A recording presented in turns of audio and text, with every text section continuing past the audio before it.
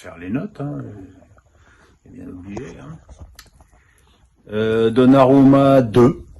Bah, Donnarumma, on peut dire ce qu'on veut.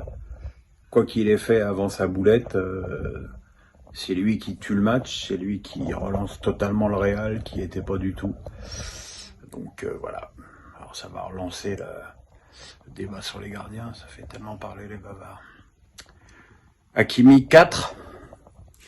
Bah, il avait, après un début très difficile, plutôt pas mal contrôlé Vinicius. Et puis il a explosé, peut-être physiquement, on se souvient qu'il était un peu incertain en fin de match. Marquinhos 2. J'aurais jamais pensé pour mettre un jour 2 à Marquinhos, mais je pense que c'est de très loin son plus mauvais match avec le PSG. Déjà en première mi-temps, il avait perdu des ballons, il fait une talonnade insensée dans la surface.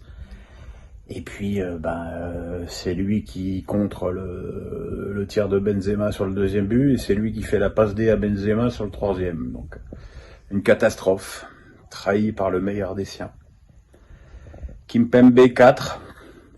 Alors certainement pas très en sécurité avec le niveau de Marquinhos. Voilà, il a beaucoup de mauvaises relances, une nervosité, un carton jaune stupide et inutile, parce que Vinicius le chambre, t'as quand même un peu plus d'expérience que ça quand même. Nuno Mendes 5. Lui, il s'est pas passé grand chose de son côté sur le plan offensif. Il a assez bien participé au jeu. Voilà, il a 18 ans, on peut pas non plus lui demander de révolutionner l'équipe à lui tout seul. Hein. Paredes 6. Comme par hasard, ça a été le bordel quand il est sorti. Donc je pense que c'est pas un hasard.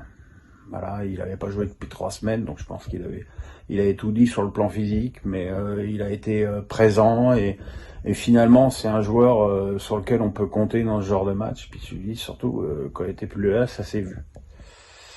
Verratti 5. Pas extraordinaire, pas formidable, mais pas 0 non plus, mais il a pas quand même beaucoup pesé sur le jeu parisien, même dans la meilleure période de l'équipe. Danilo 4.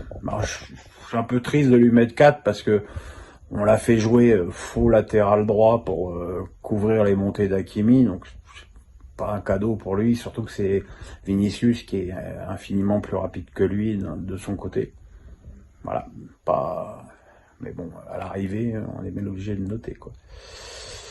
Messi 5. Alors Messi, c'est pas très compliqué pour le noter, c'est 7 en première mi-temps, 3 en deuxième. Donc 7 et 5, 7 et 3, 10, divisé par 2, 5. Très belle première mi-temps, belle implication défensive, des bons dribbles, il a failli marquer un but, un joli ballon piqué, il a organisé le jeu, et puis en deuxième période, il a disparu du jeu. Neymar 5. C'est plus le Neymar d'avant hein, qui dribble, mais bon, c'est un Neymar, je veux dire, à la mi-temps, c'était quand même le deuxième Parisien qui avait le plus couru. Donc on peut pas dire qu'il se planque, on peut pas dire qu'il fait pas d'efforts, et puis il fait une passe décisive magnifique à Messi sur son ballon piqué et sublime à Mbappé sur son but. N'oublions pas que c'est son 4e match sur les 3 derniers mois, je trouve que c'est pas si mal. Et Mbappé, Mbappé 8, hein. Il a contexte terrible pour lui, hein, la pression de savoir s'il sera à Madrid ou à Paris l'année prochaine, l'attente du public, la pression des supporters du PSG, parce que je vous dis que s'il était passé au travers, on aurait dit qu'il s'était couché, la petite blessure à l'avant-veille du match, et puis voilà, il a 3 occasions, il met 3 buts, 2 refusés pour hors-jeu, le premier, bon, j'ai dit ce que j'en pensais dans mon papier, j'en ai marre qu'on refuse les buts quand les mecs sont sur la même ligne. En plus, c'est même pas lui. Et puis le deuxième but hors jeu, il fait un truc à la Ronaldo sur Courtois. Et puis celui qui marque, typiquement dans son style, en fermant son pied au premier poteau. Voilà, lui, il a répondu présent. Et lui, il peut se regarder dans une glace.